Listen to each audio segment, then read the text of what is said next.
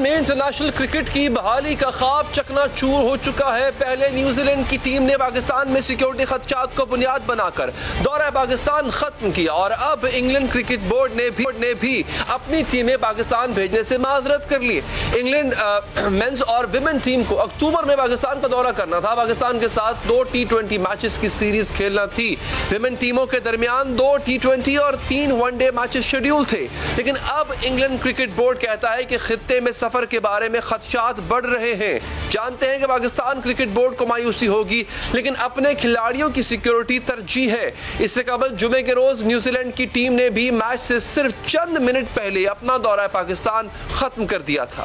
First time ہوا پاکستان میں کہ کیبنٹ نے نیوزی لینڈ کی ٹیم کو کیبنٹ نے آرمی کی سیکیورٹی پرووائڈ کی اور یہ وزارت کا نہیں تھا فیصلہ, یہ کابینہ کا فیصلہ تھا. اور اتنی نیوزی لینڈ میں فورسز نہیں ہوں گی جتنی پاکستان نے نیوزی لینڈ کی ٹیم کے لیے سیکیورٹی مہیا کی. کہا جا رہا ہے کہ نیوزی لینڈ کو 5 ممالک کی خفیہ ایجنسیوں کے اتحاد سے خبر ملی تھی کہ پاکستان میں ان کی ٹیم کو نشانہ بنایا جا سکتا ہے. 5 آئیز نامی یہ اتحاد نیوزی لینڈ, کینیڈا, آسٹریلیا, امریکہ اور برطانیہ کی خفیہ ایجنسیوں پر مشتمل ہے. پاکستان کے وزیر اعظم عمران خان نے کیوی ہم منصب جسنڈا آرڈن سے بھی رابطہ کیا, سیکیورٹی کی یقین دہانی کرائی, لیکن اس کے باوجود انہوں نے دورہ جاری نہ رکھنے کا فیصلہ کیا اور اب انگلینڈ نے بھی اپنی ٹیمیں بھیجنے سے معذرت کر لی ہے. اس پر بات کریں گے اسپورٹس رپورٹر قادر خواجہ, وزیر داخلہ شیخ رشید صاحب بھی ہمارے ساتھ موجود ہیں. قادر, پہلے آپ مجھے بتائیے گا کہ اب جو ریزن بتائی گئی ہے وہ سملر ہے جو کہ نیوزی لینڈ بتا کر گیا تھا. اچھا, یہ بھی خبر آئی کہ نیوزی لینڈ نے دوبارہ ری شیڈیول کرنے کا بھی جو ہے وہ ارادہ ظاہر کیا ہے. اس پہ پاکستان کا کیا موقف سامنے آیا؟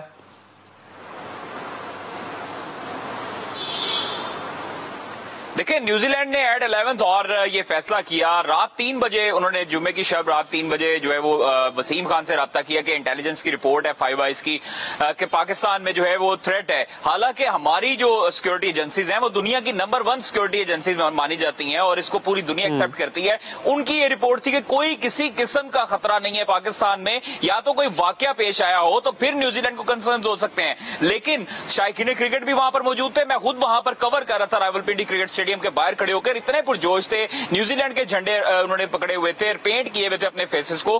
لیکن نیوزی لینڈ جو ہے وہ ایٹ 11th اور بھاگا اور وہاں پر واپس گیا, دبئی کے راستے واپس نیوزی لینڈ روانہ ہوا. انگلینڈ کا جو ہے وہ اس کا ایکسپیکٹ کیا جا رہا تھا. لوگ یہ جاننا چاہ رہے ہیں کہ انگلینڈ کی صورتحال کیا ہے. ایک دیکھیں, نیوزی لینڈ کے بعد انگلینڈ نے بھی وہی کام کیا. پاکستان کیا کرنے جا رہا ہے؟ کچھ خبر ہے کہ پاکستان کرکٹ بورڈ اس پہ چپ بیٹھے گا, صبر کرے گا, یا آواز اٹھائے گا, ICC جائے گا, کیا کرے گا؟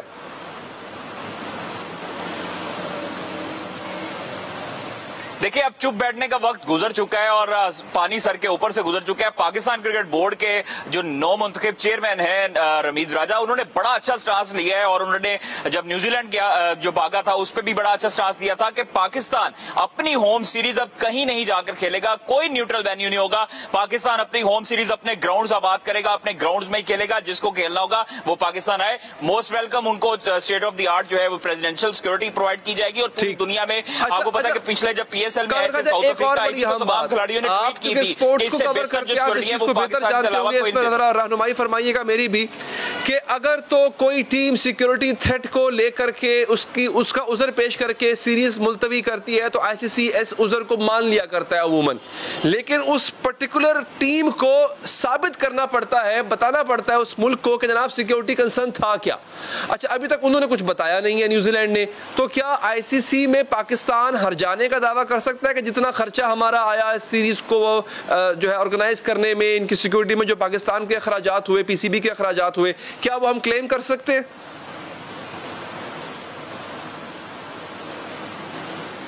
علی, بہت اچھا کویسچن آپ نے کیا ہے. یہ میں ناظرین کو آگاہ کرتا چلوں, جو پاکستان اور نیوزی لینڈ کی جو سیریز ہے, پاکستان اور انگلینڈ کی سیریز ہے, یہ بائی لیٹرل سیریز ہے. یہ کوئی ICC کا ٹورنامنٹ نہیں ہوتا, یہ باہمی جو ہے وہ رضامندی کے تحت یہ سیریز کھیلی گئی ہے. اور اس پہ پاکستان جو ہے وہ اپنی تمام سیریز کو انشور کرواتا ہے. یہ کاسٹ انشورنس ہوتی ہے اور وہ انشورنس کمپنی جو ہے وہ اگر آپ کا نقصان ہوتا ہے تو اس کا ازالہ کرتی ہے. یہ نیوزی لینڈ کے ساتھ پاکستان بات چیت کر رہا ہے کہ جو کمپنسیشن ہے اس کو حل کیا جائے, جو تمام تر چیزیں وہ پرووائڈ کی جائیں, جو آپ کو سیکورٹی تھریٹ تھے وہ پرووائڈ کیے جائیں. لیکن ڈیوڈ وائٹ نے جو اعلامیہ جاری کیا تھا اس میں یہ کہا تھا کہ نیوزی لینڈ اب کسی طرح کی جو کوئی بھی رپورٹ ہوگی وہ ریویل نہیں کرے گا پبلکلی اور جو ہے وہ اس کو پرائیویٹلی. کسی قسم کی جو ہے وہ رپورٹ ریویل کرنے کے حق میں ہی نہیں ہے. تو اپنی رپورٹ پیش کریں, پوری دنیا کو دکھائیں. اگر آپ کے پاس کچھ نہیں ہے تو آپ کے پاس ہے, تو آپ کے پاس ٹھوس ثبوت ہے تو آپ شواہد پیش کریں. آئی سی سی کے پاس پاکستان اگلے ماہ جو آئندہ اجلاس ہے قادر خواجہ بہت بہت شکریہ آنے کے لیے. ہمارے ساتھ موجود ہے وزیر داخلہ پاکستان جناب شیخ رشید صاحب. شیخ صاحب بہت شکریہ. شیخ صاحب, انگلینڈ نے بھی وہی کیا جو نیوزی لینڈ نے کیا, آخر ایسا پاکستان میں کیا ہو گیا ہے؟ ایسا کون سا سیکیورٹی کنسرن ہے شیخ صاحب جو ہماری ایجنسیوں کو نظر نہیں آ رہا, جو آپ کو نظر نہیں آ رہا, پاکستانیوں کو نظر نہیں آ رہا, ان کو نظر آ رہا ہے؟ دیکھیں, پاکستان اس خطے میں جغرافیائی طور پر بہت اہمیت اختیار کر گیا ہے اور درجنوں وزیر خارجہ پاکستان آئے. ہم خطے میں امن کا کردار ادا کرنے کے لیے اپنی تمام تر صلاحیتوں کو استعمال کر رہے ہیں. اور جب نیوزی لینڈ نے انکار کر دیا تھا تو پھر میں نے تو کہہ دیا تھا انگلینڈ کی ٹیم نہیں آئے گی, یہ سسٹر کمپنیز ہیں. اچھا. اور ہمارے امیج کو اگر کوئی یہ سمجھتا ہے کہ کرکٹ کی وجہ سے جو کرکٹ ڈپلومیسی ہے, جو کرکٹ کے امیج بلٹ اپ کے لیے ہم چاہتے تھے کہ ہم دنیا میں امن کا ایک پیغام جائے, اگر لوگ نہیں چاہتے کہ ہماری طرف سے یہ پیغام جائے, کوئی بات نہیں, ہم مایوس نہیں ہیں. ہم نے اپنی ذمہ داریاں پوری نبھائی ہیں. اور آج دیکھیں, روس میں ایک کالج کی یونیورسٹی سے ابھی کلپ آپ دکھا رہے تھے کہ لڑکیاں اور لڑکے چھلانگے مار رہے ہیں, 8 بندے مار دیے اور 30 زخمی کر دیے. وہاں تو کوئی بات نہیں کرتا کہ امن امان کی. امریکہ میں دیکھیں, یورپ میں دیکھیں, ایک بندہ داخل ہوتا ہے اور 10-10, 20-20 بندے مار دیتا ہے اور کہتے ہیں کہ یہ ذہنی توازن اس کا ٹھیک نہیں تھا. ہمارے یہاں کو مسئلہ ہوتا تو کہتے ہیں یہ انتہا پسند ہے. ہم جناب دنیا کی ذمہ دار قوم ہے, دنیا کے میں ذمہ داریاں نبھانا جانتے ہیں جی. اور اگر ایک نیوزی لینڈ کی ٹیم چلی گئی کوئی مسئلہ نہیں, ہم نے ان کو روکنے کی پوری کوشش کی. پرائم منسٹر نے ان کے پرائم منسٹر سے بات کی. اگر انگلینڈ نہیں آ رہا تو کوئی بات نہیں, ہمارا کوئی گلہ نہیں. Thank you very much. شیخ صاحب آخری سوال سر, سازش کا ذکر کیا تھا آپ نے سر, سازش کون سی ہے سر وہ بتا دیں بس. دیکھیں, سازش دنیا میں ایک ہے کہ پاکستان کے وزیر اعظم نے کہا کہ ایبسولوٹلی ناٹ, کہ ہم دنیا کے اعلیٰ کار نہیں بنیں گے, ہم غلامی کی زنجیریں توڑ رہے ہیں, ہم اپنے فیصلے آزاد کریں گے. اس کے مسائل ضرور ہوں گے, اس کے مسائل سے ہم پہ معاشی دباؤ ہوگا, ہم پہ اقتصادی دباؤ ہوگا, لیکن ہم ایک زندہ قوم ہے. سر نیوزی لینڈ نے بتایا کہ ان کو مسئلہ تھا کیا اصل میں, مطلب بعد میں بتایا کچھ انہوں نے کہ ایگزیکٹلی ہوا کیا تھا, تھریٹ کون سی تھی؟ کوئی مسئلہ تھا ہی نہیں, یہ سیکیورٹی کے لحاظ سے کوئی مسئلہ نہیں تھا. As far as security is concern, 2 helicopter ان کے اوپر, کبھی انہوں نے اتنا بڑا ویلکم ارائیول نہیں دیکھا ہوگا اور اتنی بڑی ان کی خدمت نہیں دیکھی ہوگی جو یہاں کی جا رہی تھی. 2 ہیلی کاپٹر دن رات ان کی سرویلنس کر رہے تھے. اس کے باوجود انہوں نے اگر ایسا کرنا تھا تو اس کی وجہ کچھ اور ہے, اس پہ فوراً آفر. سر اگلی سزا پاکستان کو کون سی ملنے جا رہی ہے؟ اللہ نہ کرے پاکستان کو سزا ملے, اللہ وہ وقت نہیں لائے گا پاکستان کو سزا ملے. پاکستان جو ہے اللہ سے مدد کا خواستگار ہے. کوئی سزا, یہ طاقتیں اور یہ سارے بازو ہمارے آزمائے ہوئے ہیں, یہ ہمیں کوئی سزا نہیں دے سکتے. اللہ ہمیں سزا نہ دے تو یہ اس قابل نہیں ہے. آخری سوال, بھارت کہیں نہ کہیں بھارت ملوث ہے سر اس پورے کھیل میں جہاں پہ بگ 3 اور بھارت؟ مہینے سے انڈین میڈیا دیکھیں, اس پہ تو قیامت برسی ہوئی ہے.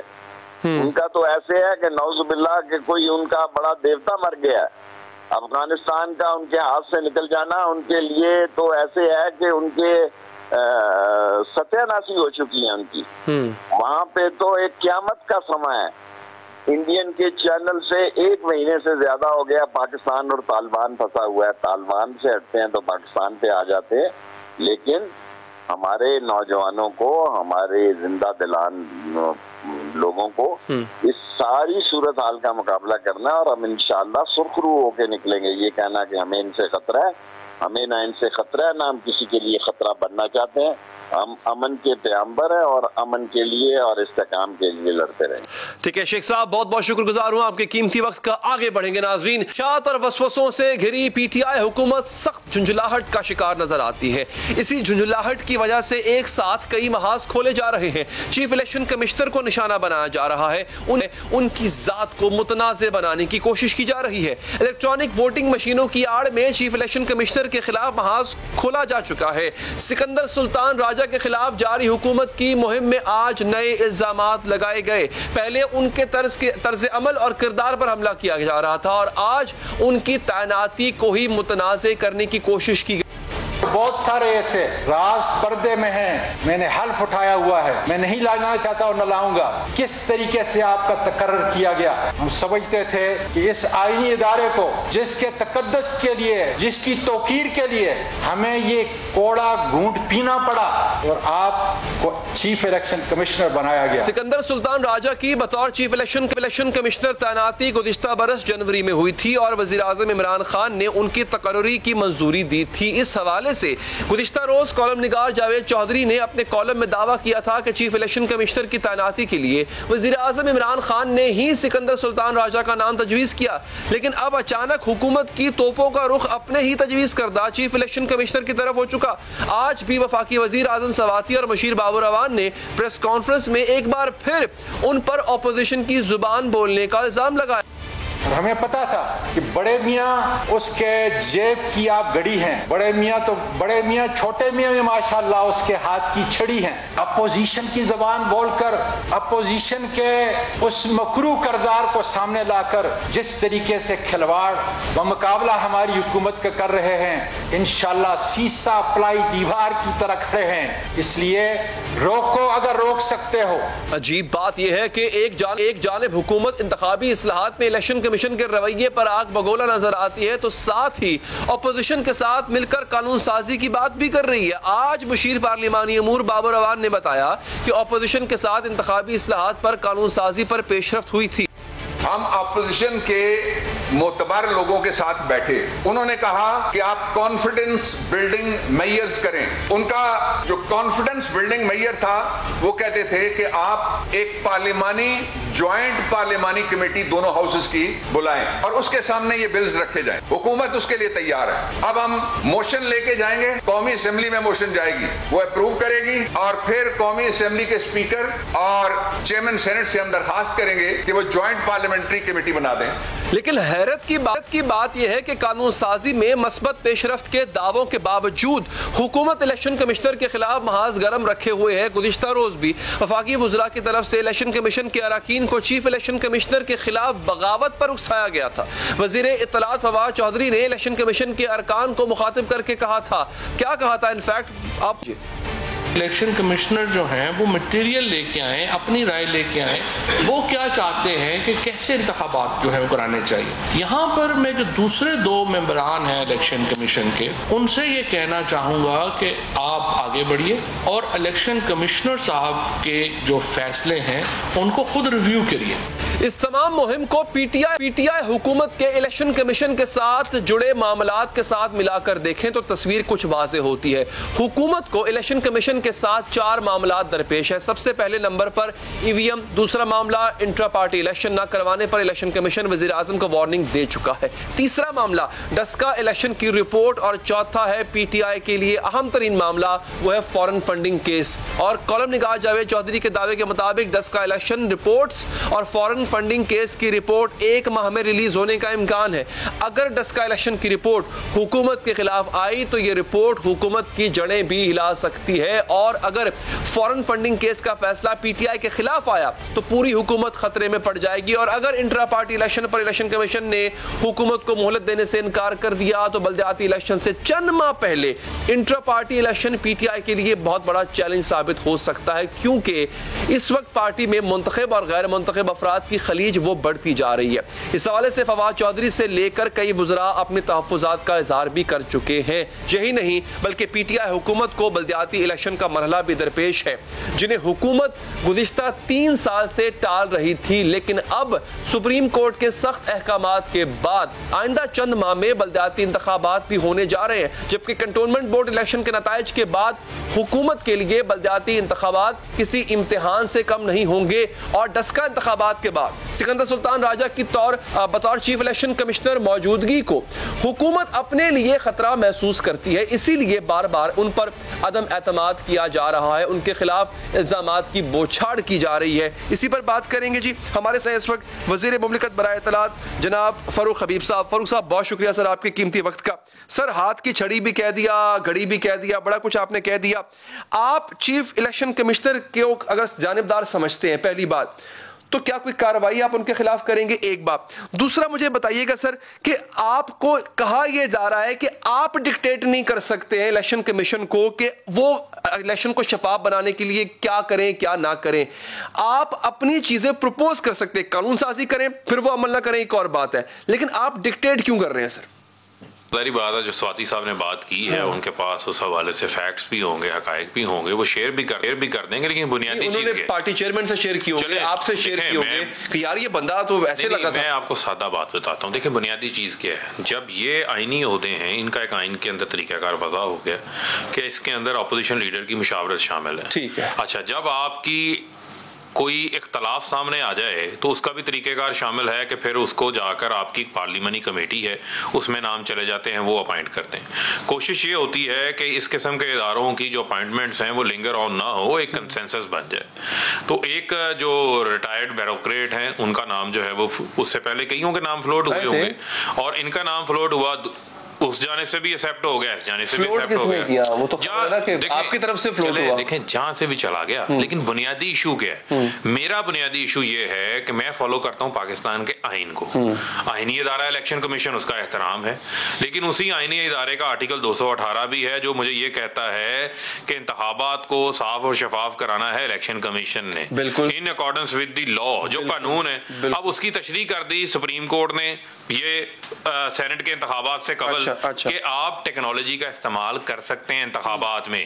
اس ٹیلی فون کے اوپر ٹریلینز آف ڈالرز کی جو ہے وہ ٹریڈ ہو سکتی ہے, بینک ڈیجیٹلائز ہو چکے ہیں, ای کامرس ہو سکتی ہے. میں آج نادرا کا شناختی کارڈ اس فون سے اپنا تھم ویریفائی کر کے بنا سکتا ہوں, ڈیٹا ایکسیس کر سکتا ہوں, اپنی ٹیکس ریٹرن فائل کر سکتا ہوں, اپنا بل پے کر سکتا ہوں.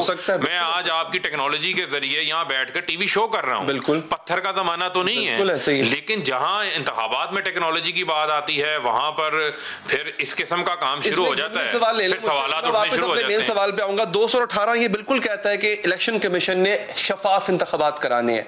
وہ جو انتخابات الیکشن کمیشن کروائے گا وہ شفاف کس طرح کروائے گا یہ آپ نے بتانا ہے ان کو کہ جناب یہ ہم آپ کو ای وی ایم دے رہے ہیں, اس کے ذریعے آپ کریں گے تو شفاف ہوگا, یا یہ الیکشن کمیشن تعین کرے گا کہ اس کو کیسے کرنا ہے. دیکھیں میں اب آپ کے آرگومنٹ کیسے لے لیتا ہوں. دیکھیں دنیا میں مختلف نظام رائج ہیں انتخابات کے حوالے سے. ایک آپ کا بیلٹ پیپر کا نظام ہے, ایک آپ کا جو ہے وہ ای وی ایم کا نظام ہے. اب مسئلہ یہ ایک تنقید آتی کہتے ہیں جی ای وی ایم کا ٹیسٹ نہیں ہوا, ٹھیک ہے. اچھا جس کا ٹیسٹ ہو چکا ہے, جس کو آپ کئی دہائیوں سے استعمال کر رہے ہیں اس پیپر بیلٹ سسٹم کو, جس کو میں ٹھپا سسٹم کہتا ہوں, یہ کیوں نہیں میچور ہوا اتنی دہائیوں کے بعد؟ ہر انتخابات کے بعد اس کے اوپر شور پڑ جاتا ہے. اس کا مطلب یہ ہے کہ سسٹم میں نقص ہے, تو ہم ای وی ایم کی طرف کیوں نہیں جا سکتے؟ بڑے اچھے ہو گئے اسی سسٹم کا تحت, اس میں تو کسی نے کہا نہیں کہ نقص ہے. کیوں نہیں کہا؟ مختلف جگہوں کے اوپر اعتراضات آئے ہیں. لیکن اوورال انتخابات تو کسی نے مسترد تو نہیں کیا, نا آپ نے کیا نا انہوں نے کیا. چلو وہ تو جیت گئے نا, پنجاب کی طرف سے نہیں آیا. یہ مسئلہ نہیں ہے کہ یہاں سے جیت گئے وہاں سے جیت گئے.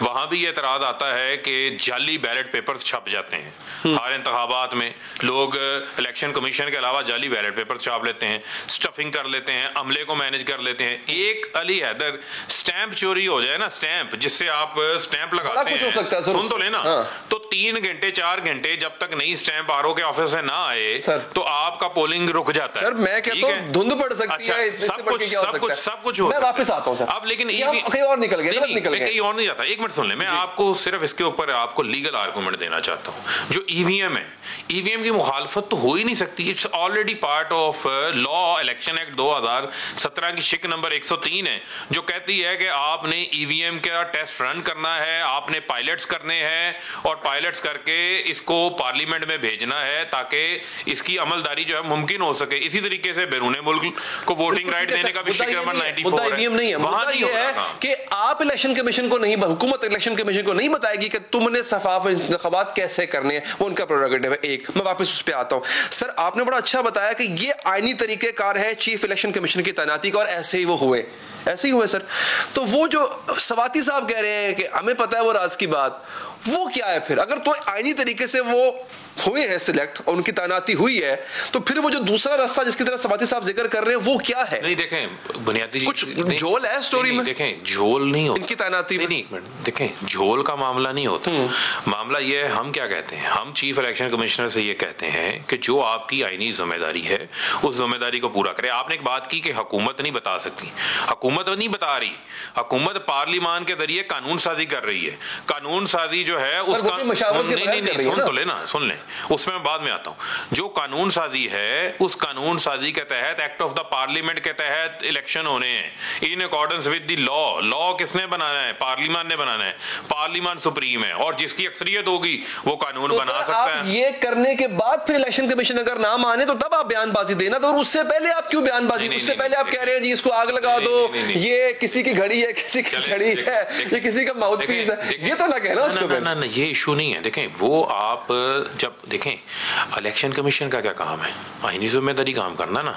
ادارے کا کام پریس ریلیزز کے ذریعے بولنا نہیں ہے. آپ کا کام ہے, آپ کی ٹیکنیکل ایویلیوشن کمیٹی بنائی, اس کمیٹی کا پہلا اجلاس ہونے سے پہلے آپ نے EVM کے اوپر ایسے اعتراضات اٹھا دیے جس میں سے 27 اعتراضات آپ کی سداد کار کے متعلق ہے. مثلا عملے کی ٹریننگ الیکشن کمیشن نے کرنی ہے, ووٹر ایجوکیشن الیکشن کمیشن نے کرنا ہے, اس کے علاوہ اس کی موبلٹی کیا ہوگی, لاجسٹکس کیا ہوں گی, وہ الیکشن کمیشن نے کرنا ہے. یہ ان کے ایڈمنسٹریٹو بھی کہا ہے کہ جو الیکشن کمیشن جو الیکٹرانک مشین آپ بنا رہے ہیں وہ ایک پرائیویٹ کمپنی نے تیار کی ہے, اس کا نام بھی یہاں پہ لکھا ہوگا, ریپیڈیو کر کے, اوکھا جا نام ہوتا کوئی. اچھا اس نے, وہ دبئی کی کمپنی ہے, وہ کمپنی آپ نے چوز کی تھی, آپ کی چوز کی ہوئی کمپنی کو الیکشن کمیشن آپ سٹیک ہولڈر ہیں سر. نہیں میں علی آپ کو بتاتا ہوں. دیکھیں پھر میں آپ کو کہتا ہوں, آپ وہ جو ریفارم میں امینڈمنٹ ہے اس امینڈمنٹ میں ہم نے کیا لے کر آئے, شک 103 میں ہم نے کیا, اس میں ہم نے الیکشن کمیشن کو انیبل کیا ہے کہ وہ EVM کو پروکیور کرے. ان کو یہ مشین پسند نہیں ہے, دنیا جہاں میں اور EVM تو ملتی ہیں نا, آپشن دے رہے ہیں تو لینا. ہاں ان کے پاس آپشن ہے, پروکیورمنٹ انہوں نے کرنی ہے. ہم تو کہہ رہے ہیں ذریعہ یہ ہوگا, EVM ہوگا, پروکیورمنٹ آپ نے کرنی ہے. آپ یہ بتائیں کہ الیکشن کمیشن جو ہے کوئی اور مشین لے کر آیا, کسی اور آلٹرنیٹ کو دیکھا انہوں نے؟ کیوں نہیں دیکھا؟ کیوں وقت ضائع ہو رہا ہے؟ 2 سال انتخابات کے اندر پڑے ہوئے ہیں. 2000 مشینیں پاکستان میں ایک دن میں بن سکتی ہیں, 30 دن میں 60,000 مشینیں بن سکتی ہیں, 6 مہینے میں جتنی مشینیں چاہیے وہ بن سکتی ہیں. آپ کہتے ہیں جی ٹیکنالوجی کو استعمال کرنے میں ہمیں بڑا وقت لگے گا. یہ پتھر کے زمانے کا وقت نہیں ہے. Technology daily advancement over night ہوتی ہے. ہم اس سے آگے بڑھتے ہیں. اب آپ کے سامنے ایک اور مسئلہ کھڑا ہے سر. ہم ایک لمحے کے لیے فرض کرتے ہیں فاروق صاحب کہ آپ کا EVM کا مسئلہ بھی حل ہو گیا, اپوزیشن بھی مان گئی, کنسنسس ہو گیا, سب ہو گیا, لیکن انتخابات اسی چیف الیکشن کمشنر کے زیر سایہ زیر اثر ہوں گے جو کسی کی چھڑی بھی ہے, کسی کی گھڑی بھی ہے. تو کیا ایسے انتخابات کو آپ ایکسپٹ کریں گے؟ دیکھیں اب آپ کا مطالبہ کیا؟ ہم کیا کہتے ہیں, ہم یہ کہتے ہیں کہ جو ریفارمز ہیں, جو ٹیکنالوجی ہے, اس کے راستے کے اوپر الیکشن کمیشن کو ایک فیسیلیٹیٹر کا رول پلے کرنا چاہیے, نہ کہ الیکشن کمیشن اس میں پارٹی بنے. سن تو لینا, کسی کی چھڑی کسی کی گھڑی اگر ہے سن تو لیں, تو پھر ان کی حیثیت کیا رہے گی انتخابات کی؟ دیکھیں سن تو لینا, ابھی تو انتخابات میں بڑا ٹائم پڑا ہے نا. اس سے پہلے بہت سارے مراحل ہیں جن سے ہم نے گزر کے جانا ہے. تبدیلی ہے نہیں بہت. دیکھیں وہ تو پھر آپ کا ایک صحافیانہ, نہیں آپ نے کہہ دیا نا کہ یہ الیکشن کمشنر کا جانبدار ہے, تو پھر اس کا ایک ہی حل ہو سکتا ہے نا. بنیادی طور پہ میرا آبجیکٹو کیا ہے, آپ کے لیے یہ خبر ہو سکتی ہے کہ ہٹانا ہے نہیں ہٹانا, کیا کریں گے کیا نہیں کریں گے, کیونکہ صحافی ہمیشہ خبر کی تلاش میں ہوتا ہے. لیکن میرا آبجیکٹو کیا ہے, میرے ملک کے لوگوں کا آبجیکٹو کیا ہے؟ صاف اور شفاف انتخابات ہونے چاہیے, اور صاف اور شفاف انتخابات سے کریڈیبلٹی کس کی بڑھے گی؟ جمہوریت کی اور الیکشن کمیشن کی. اس کے لیے کام کرنا ہے. ذمہ داری کس کی ہے؟ الیکشن کمیشن کی ذمہ داری, اور چیف الیکشن کمشنر اس کا پارٹ ہے. لہذا ان کو ابو ہو کے ان تمام چیزوں کو دیکھنا پڑے گا, اور انتخابات کو صاف شفاف بنانے کے لیے موقع ہے. سر دیکھیں اگین انتخابات صاف اور شفاف بنانے کے مختلف مراحل ہوتے ہیں نا. ایک تو ٹیکنالوجی ہو گئی. کیا یہ نہیں ہوتا کہ جس چیز کو آپ وہ ٹیکنالوجی سونپ رہے ہیں, جس اینٹی کو ٹیکنالوجی بھی دے رہے ہیں, پوری ذمہ داری دے رہے ہیں, اس اینٹی کا سربراہ جانبدار نہیں ہونا چاہیے؟ آپ کہہ چکے ہیں کہ وہ گھڑی ہے, چھڑی ہے, جانبدار ہے. اب مجھے بتائیں یہ سب کرنے کے بعد اگر اوپر بیٹھا ہوا بندہ آپ کے مطابق جانبدار ہے, اس کے کرائے گئے انتخابات کو آپ کیسے قبول کریں گے؟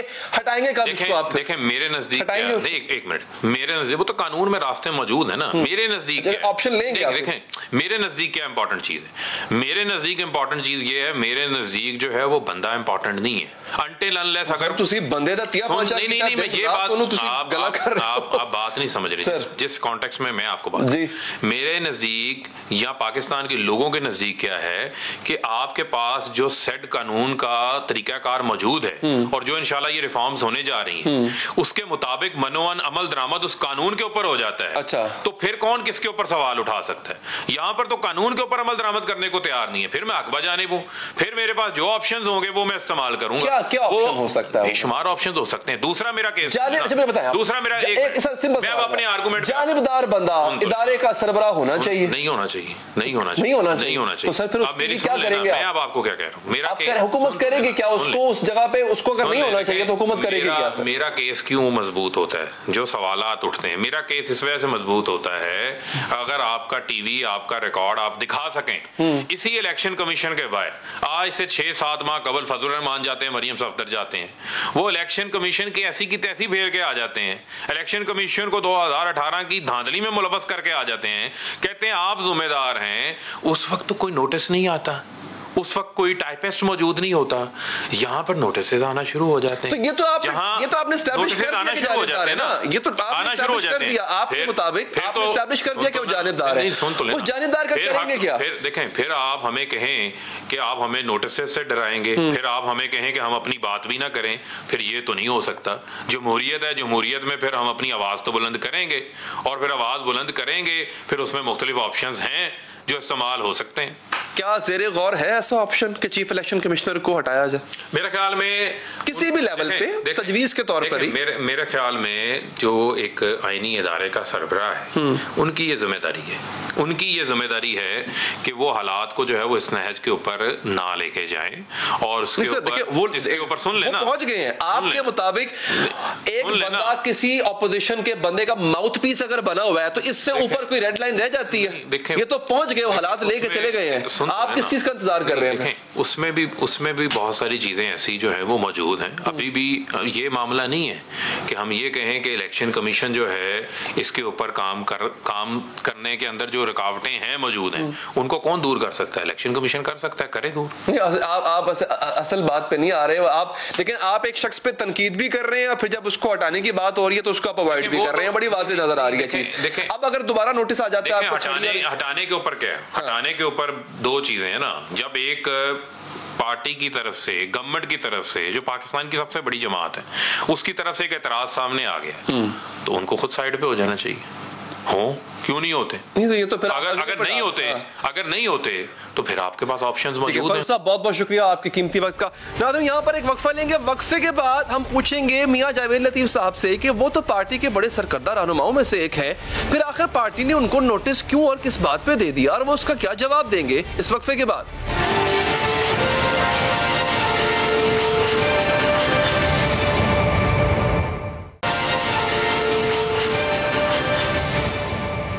ناظرین لیگی رہنما میاں جاوید لطیف صاحب کے سما ٹی وی کو انٹرویو نے پوری مسلم لیگ نون کو ہلا کر رکھ دیا ہے. اس تہلکہ خیز انٹرویو کے بعد 3 دن پہلے مسلم لیگ نون کی جانب سے پارٹی کے رکن اسمبلی میاں جاوید لطیف صاحب کو شو کاز نوٹس جاری کیا گیا, جس میں ان سے 7 دن کے اندر پارٹی سے متعلق متنازع بیان کی وضاحت طلب کی گئی ہے. نوٹس میں کہا گیا کہ پارٹی کے قائد نواز شریف کے نوٹس میں آیا ہے کہ آپ نے 14 سپتمبر کو سما ٹی وی کے ایک ٹاک شو میں شرکت کی, جس میں آپ نے کچھ تبصرے کیے اور الزامات لگائے. یہ بے بنیاد الزامات تھے اور پارٹی کی ڈسپلن کی خلاف ورزی تھی. میاں جاوید لطیف نے سما کو انٹرویو دیتے ہوئے کہا تھا کہ پاکستان مسلم لیگ نون میں کچھ لوگ اسائنمنٹ پر کام کر رہے ہیں اور ان کو پارٹی کے بیانیے کرنے کی اسائنمنٹ ملتی ہے. کچھ لوگ ایسے ہوتے ہیں جو اسائنمنٹ پر کام کرتے ہیں. ایک تو ہوتا ہے کہ غلطی سے میرے منہ سے کوئی ایسا جملہ نکل جائے، اور ایک ہو کہ مجھے ٹاسک دیا گیا ہو. وہ ناقابل معافی جرم ہوتا ہے. جو تحریک کو نقصان پہنچاتا ہے اور سینئر آدمی ہو، کسی طاقتور لوگوں کے کہے بغیر یہ ممکن نہیں ہے.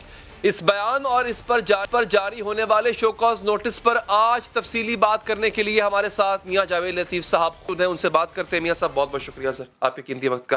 7 دن آپ کو دیے گئے ہیں، کچھ دن تو بیت بھی گئے. میاں جاوید لطیف کا جواب کیا ہوگا؟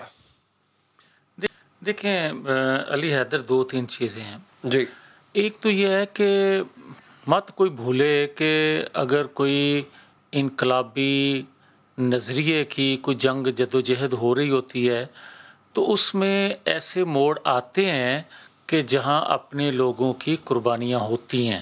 یہ تاریخ بھری پڑی ہے ان واقعات سے. اب دیکھیں کہ جو نواز شریف کا بیانیہ ہے، یہ بیانیہ اگر 70 سال پہلے کوئی اپناتا اور یہ بات کرتا تو آج ہمیں جس بھنور میں پھنسا ہوا پاکستان مل رہا ہے یہ نہ ملتا. اور یہ میں جو کہہ رہا ہوں آئین قانون کی بالادستی کے لیے، جو میں بات کر رہا ہوں پارلیمنٹ کی بالادستی کے لیے، جو میں بات کر رہا ہوں آزاد جمہوریت کے لیے، آزاد میڈیا کے لیے، آزاد انصاف کے لیے، آزاد اداروں کے لیے، تو یہ کوئی غلط نہیں ہے. کوئی آپ یہ بات تو نواز شریف کرتے ہیں. یس، یہ کوئی تو پھر ان کو آپ کی بات بری کیوں لگی؟ اب آ جائیں. دیکھیں میں بڑا کلیئر ہوں کہ میں سمجھتا ہوں کہ جو میں نے بات کی تھی آپ سے کہ اگر ہم 72 سالوں میں مسلطوں کا شکار نہ ہوتے تو یہ نوبت نہ آتی.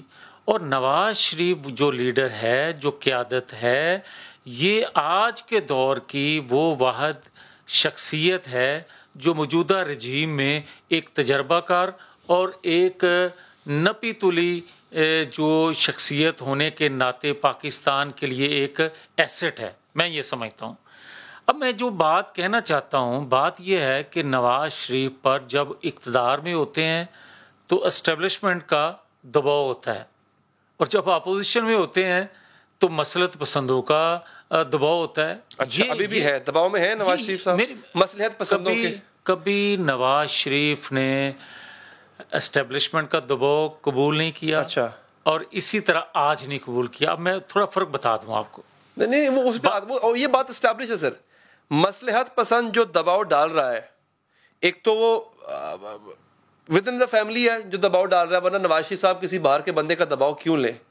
نواز شریف نے اس موقع پہ اس معاملے پہ کسی نے بات کی؟ دباؤ تبھی ڈالا ہوگا نا، کسی نے بات کی ہوگی نواز شریف صاحب کو، پھر مصلحت پسند نے شکایت کی ہوگی، اس پہ نوٹس ہو گیا آپ کو. نہیں، میری عرض سن لیں.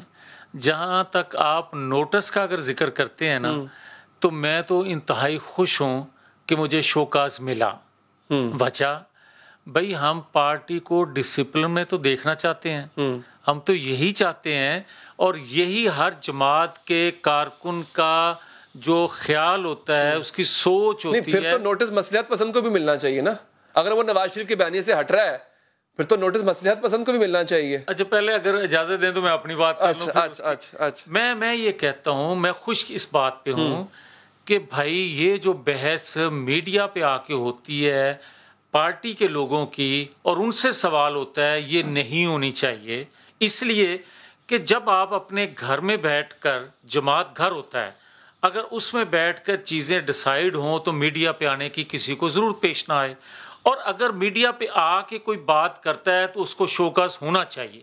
اچھا، اب آ جائیں جو میں نے بات کی جس پر مجھے شوکاز ہوا، یہ باتیں اس سے پہلے نواز شریف کے بیانیے کے خلاف مسلط پسندی سے جو لوگ باتیں کر رہے تھے، اگر ان کو شوکاز ہو جاتا تو میں آج اس پوزیشن میں نہ آتا. مگر آپ ایک کام کریں، میاں صاحب کے لیے آسانی پیدا کریں، آپ ان کا نام لیں تاکہ میاں صاحب نوٹس پہ بالکل تحریر ٹائپ کروائیں ان کا نام. اچھا، نہیں، اگلے نوٹس پہ نام لے لیں. اگر آپ پھر یہ بات کریں گے نا علی حیدر، تو میں تو نوٹس کا جواب دوں گا. ٹھیک ہے. مجھے تو نواز شریف کہیں کہ اسمبلی کی رکنیت سے استعفیٰ دو، پارٹی کی رکنیت سے استعفیٰ دو اور تو ایک سائڈ پہ ہو جا کر بیٹھ جا، مجھے اس پہ بھی فخر ہوگا.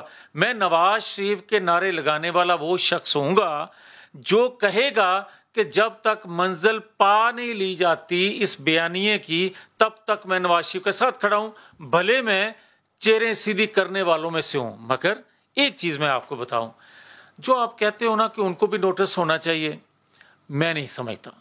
میں کیوں نہیں سمجھتا؟ اچھا، میں سمجھتا ہوں کہ نوٹس حل نہیں ہوتا جماعتوں میں ڈبیٹ ہوتی ہے، جماعتوں میں ڈسپلن جو سینئر جونیئر ہوتا ہے اس کو اس کا تقاضا ہوتا ہے کہ وہ کرے۔ پارٹی کا صدر سینئر نہیں ہوتا؟ پارٹی کا صدر سمیت میرے جیسے کارکن، اور آپ جونیئر ہیں، ہر صدر کے خلاف جا رہے ہیں نا؟ نہیں، صدر کہہ رہا ہے کہ یہ رستہ چلو، آپ جونیئر ہیں اور آپ ان کے خلاف جا رہے ہیں۔ اچھا ایک سیکنڈ، میں شاید آپ پھر سمجھ نہیں پا رہے میری بات کو۔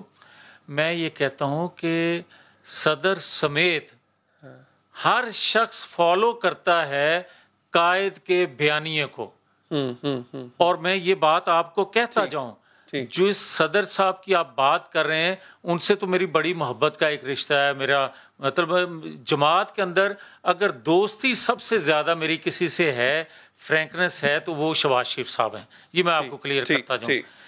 اختلاف کی جو بات ہے اس کو اختلاف نہ کہیں، اختلاف رائے آپ کہہ سکتے ہیں۔ اب بات میں آپ کو جو کہنے لگا ہوں، یہ پاکستان کے میڈیا کے لوگوں کو سمجھ آ جانی چاہیے کہ بھائی شہباز شریف صاحب اپنی ایک رائے رکھتے ہیں، ایک جوید لطیف بھی اپنی رائے رکھتا ہے، اسی طرح جماعت کے مختلف لوگ رائے رکھتے ہیں۔ جب رائے دے لیتے ہیں تو ایک حتمی فیصلہ قائد نواز شریف کر لیتے ہیں، تو پھر نہ جوید لطیف کی یہ جرت ہے نہ شہباز شریف کی یہ جرت ہے کہ اس سے اختلاف کر سکے۔ ایک کریڈٹ آپ کو ہے، میں نے اب تک جتنی میری صحافی کی رہی ہے، ہسٹری رہی ہے، میں نے کسی کو نہیں دیکھا کہ اپنی پارٹی کی بہتری کے لیے، ہو سکتا ہے ان کے مطابق آپ غلط ہو، آپ کے مطابق آپ ٹھیک ہے، آپ سڑکوں پہ ماری بھی کھائی ہوئی ہیں، ابھی آپ نیب کے بھگت کے آئے ہیں تو دوبارہ بھگت رہے ہیں۔ اچھا، آپ نے بولا ہے اپنی پارٹی کی بہتری کے لیے بولا نا، کسی کے کہنے پہ تو نہیں بولا، کسی کے اکسانے پہ تو نہیں بولا، آپ نے اپنی پارٹی کے لیے بولا ہے۔ آپ نے مجھے بتائیں اس ورکر کا مان رکھیں گے نواز شریف؟ یقیناً میں جس نواز شریف کو جانتا ہوں، اور میں بات کہتا جاؤں علی اظہر آپ کو، جماعت کے اندر کوئی جماعت ہو اور جو اس فیز سے گزر رہی ہو، جو ایک تبدیلی، حقیقی تبدیلی قوم میں لانا چاہ رہا ہو، اس میں کئی موڑ ایسے آتے ہیں جہاں قربانیاں دینی پڑتی ہیں، ٹھیک ہے، اور قربانی دینی چاہیے۔ مگر میں یہ بات ضرور واضح کرنا چاہتا ہوں، جو لوگ یہ سمجھتے ہیں کہ نواز شریف کو مسلط کا شکار کرنے کے لیے، ان پر دباؤ بڑھانے کے لیے اس دیوار کو گرایا جا سکتا ہے، جو یہ دیوار جوید لطیف کی گرانا چاہتے ہیں، تو میں ان کی خدمت میں یہ ضرور عرض کرنا چاہتا ہوں کہ جوید لطیف لاکھوں ہیں نواز شریف کے، یہ دیوار گرنے والی نہیں ہے، یہ نواز شریف کا تحفظ کرے گی۔ میاں صاحب میں جاتے جاتے ایک بات کر دوں کہ دیکھیں سیاسی اختلاف ہو سکتا ہے میاں صاحب سے، لیکن میاں جاوید لطیف ایک ورکر کلاس کا آدمی ہے، ورکر کلاس سے اٹھ کے یہ اس عہدے پر پہنچے ہیں۔ اتنی مجھے امید ہے کہ میاں صاحب جو ہے وہ کم سے کم ان کی اس چیز کا خیال ضرور رکھیں گے۔ بہت بہت شکریہ میاں صاحب آپ کے قیمتی وقت کا۔ سر ایک وقفہ لیتے ہیں، وقفے کے بعد حاضر ہوں گے۔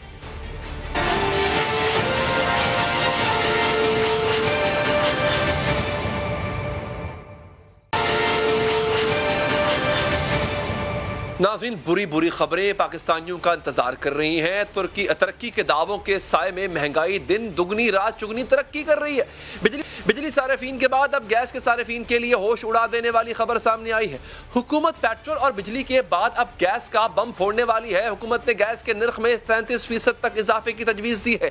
حکومت عوام سے یہ بھی کہہ رہی ہے کہ اس سال سردیوں میں گیس کی بجائے بجلی پر ہی انحصار کیا جائے۔ روزنامہ ڈان نے پیٹرولیم ڈویژن کے رپورٹ کے حوالے سے بتایا ہے کہ پہلے سلیب میں تقریباً 47% صارفین دستیاب گیس کا 32% حصہ استعمال کریں گے۔ یہ بڑھتی مہنگائی، کیا عوام اس مزید جو اگر ریلا آ رہا ہے مہنگائی کا، اس کا بوجھ برداشت کر پائیں گے؟ بات کریں گے ماہر شاہ حسن صاحب سے۔ ڈاکٹر صاحب بہت شکریہ۔ ڈاکٹر صاحب گیس بڑھا رہے ہیں، بجلی پہلے بڑھا دی انہوں نے، پیٹرول مہنگا ہو چکا ہے، ڈالر ہاتھے نہیں چڑھ رہا، ہوگا کیا؟ مجھے یہ بتائیں اور کون کون سی چیزیں ہیں جو مزید مہنگی ہونے جا رہی ہیں، جو عوام کے بس سے باہر ہونے جا رہی ہیں؟ دیکھیں یہ تو بائی ڈیفینیشن ہے، اس کو میں یہ کہوں گا damaging Pakistan's economy phase 2 has begun from May to 2021. پہلا فیز جو تھا یہ حکومت آئی تھی اور آتے ہی جو پرائر ایکشنز IMF کے تھے جس کو امپلیمنٹ کرنا شروع کیا، جس میں ڈسکاؤنٹ ریٹ کو 6% سے بڑھا کر 13.25 پہ لے گئے تھے اور ایکسچینج ریٹ کو 121 روپے 50 پیسے سے بڑھا کر ہم 166 پہ لے کے گئے تھے، اس پالیسیز نے تقریباً پاکستان پہ $40 بلین کا ڈیٹ اور انٹرسٹ پیمنٹ کی مد میں ہم پہ کاسٹ ڈالا. تو یہ فیز 2 تھا وہ، اور جو ہم بچے رہے اتنے دن تک، یہ پینڈیمک نے ہمیں بچایا کیونکہ IMF کا پروگرام سسپینڈڈ تھا، اور یہ سسپینشن جو ہے یہ فروری 2020 کے بعد سے یہ سسپینڈ ہو گیا تھا IMF کا پروگرام، اور ہم بچے رہے کیونکہ جب بھی IMF کا پروگرام رہے گا مار دھاڑ چلتی رہے گی.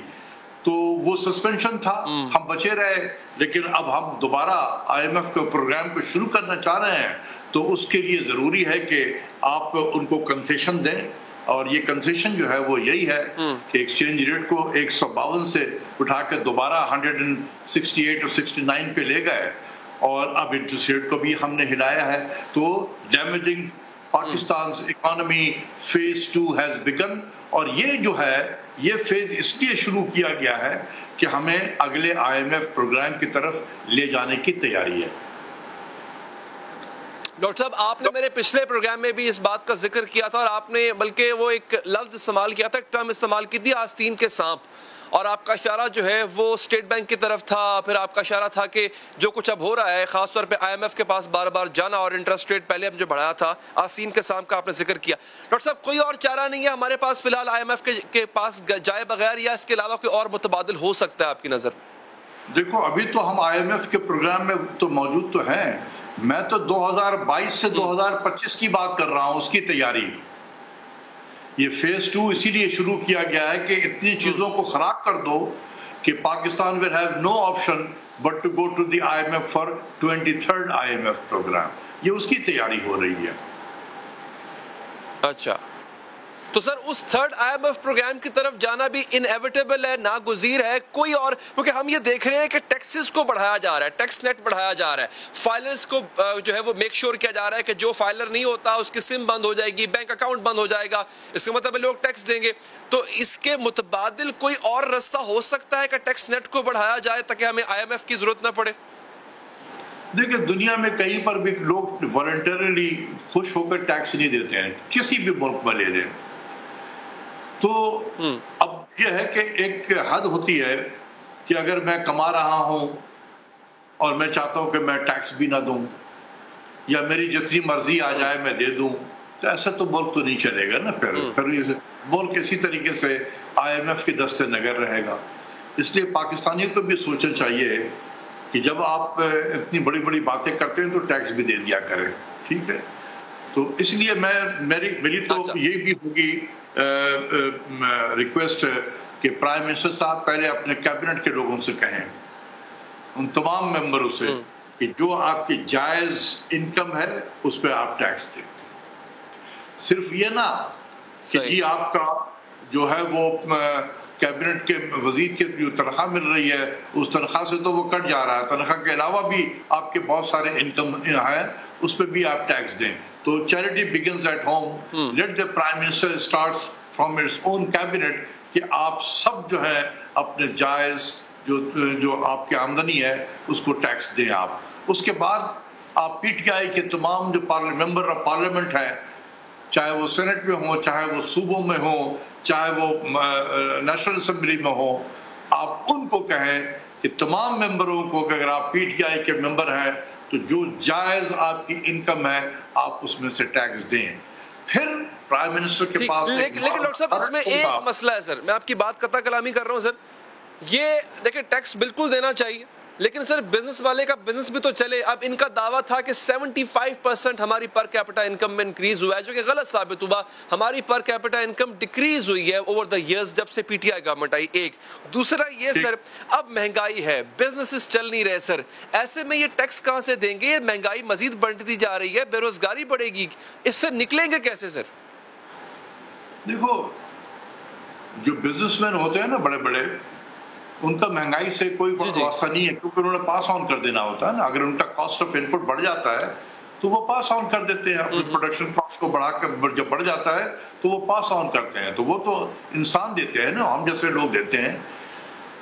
تو جو کاروباری لوگ کما رہے ہیں کم سے کم وہ اپنا پراپر ٹو ٹیکس دینا. یہ تو نہ ہو کہ جو رجسٹر نمبر 10 سے ٹیکس کے لیے ہے اور رجسٹر نمبر 1 جو ہے وہ فیملیز کے لیے ہے. یہ نہیں ہونا چاہیے، ایک ہی رجسٹر کریں. اور جب اگر ہمارے بڑے بڑے امیر لوگ اگر ٹیکس نہیں دیں گے تو کون دے گا بتائیں؟ غریبوں سے آپ لیں گے ٹیکس. تو یہ اگر ایف بی آر اگر یہ کام کر رہا ہے، کتنی شرم کی بات ہے کہ آپ پیسہ کما رہے ہیں لیکن ریٹرن فائل نہیں کرتے. آپ یہ کہنے کی کوئی بات ہے کہ جی آپ فائل نہ کریں ریٹرن؟ یہ تو آپ کو والنٹری کرنا چاہیے تھا کہ ریٹرن تو فائل کرتے ہیں. لیکن اس کے لیے بھی ایف بی آر کو پریشر ڈالنا پڑ رہا ہے، تو وہ ٹھیک کر رہا ہے. اس میں تو کوئی دو اوپینین نہیں ہونی چاہیے. اچھا سر، ڈاکٹر صاحب یہ جو بجلی آپ دیکھیں نا، اب ہے تو یہ مان لیا کہ جی آئی ایم ایف کی وجہ سے ہمیں بجلی گیس سب مہنگا کرنا پڑ رہا ہے، لیکن سر اس کا اثر کیا ہوگا؟ آپ تو ماہر معیشت ہیں، آپ جانتے ہیں کہ آئندہ آنے والے مہینوں میں ہوگا کیا؟ مزید لوگ جاب لیس ہوں گے، مزید بزنسز بند ہوں گے، اس کا ایفیکٹ کیا ہوگا سر؟ دیکھیں آئی ایم ایف کے پالیسی کے 4 وہ ہیں ستون جسے کہتے ہیں، اور اس کو ہم واشنگٹن کنسنسس بھی کہتے ہیں. ایک ہے tight monetary policy, discount rate کو بڑھاؤ. ایک ہے ٹائٹ فسکل پالیسی، آسٹیرٹی، گورنمنٹ خرچ نہ کرے. تو ٹائٹ مانیٹری پالیسی کر کے آپ نے پرائیویٹ سیکٹر کو کہا کہ خرچ نہ کرو کیونکہ آپ نے کاسٹ آف لینڈنگ کو بڑھا دیا ہے. اور دوسری طرف آسٹیرٹی کر کے آپ گورنمنٹ سے کہہ رہے ہیں کہ آپ بھی اپنے ایکسپینڈیچر کو کٹ کرو. تو گورنمنٹ بھی خرچ نہیں کر رہی ہے، پرائیویٹ سیکٹر بھی خرچ نہیں کر رہا ہے. تو کیا ہوگا؟ جب آپ پیسہ پمپ نہیں کریں گے اکانومی میں تو اکانومی کا پہیہ تیزی سے تو نہیں گھومے گا. اس لیے ہماری معیشت سلو ہو جاتی ہے. اور دوسری چیز یہ کہ ڈیویلیوشن کر کے آپ تمام ہمارے انڈسٹریز جو ہیں ان کے امپورٹڈ انپٹس کے کاسٹ کو بڑھا دیتے ہیں، جو آن ایوریج 60% ہے. دوسری طرف انٹرسٹ ریٹ کو بڑھا کے کاسٹ آف بورنگ بڑھا دیتے ہیں. پھر آپ گیس کی قیمتیں بڑھاتے ہیں، بجلی کی قیمتیں بڑھاتے ہیں، اب یوٹیلیٹیز کی بھی کاسٹ کو بڑھا دیتے ہیں. تو ہر کام آپ وہ کر رہے ہیں جس سے انڈسٹریز جو ہے وہ نان کمپٹیٹو ہو. اس لیے آپ کا انڈسٹریل جو ہے اس ملک میں ڈی انڈسٹریلائزیشن کا پروسیس آج سے 15-20 سال سے شروع ہو چکا ہے. دوسری طرف یہ ہے کہ ہماری انڈسٹریز جو ہے اتنی نان کمپٹیٹو ہو گئی ہے انٹرنیشنل مارکیٹ میں کہ وہ ایکسپورٹس بھی نہیں کر پاتی ہے.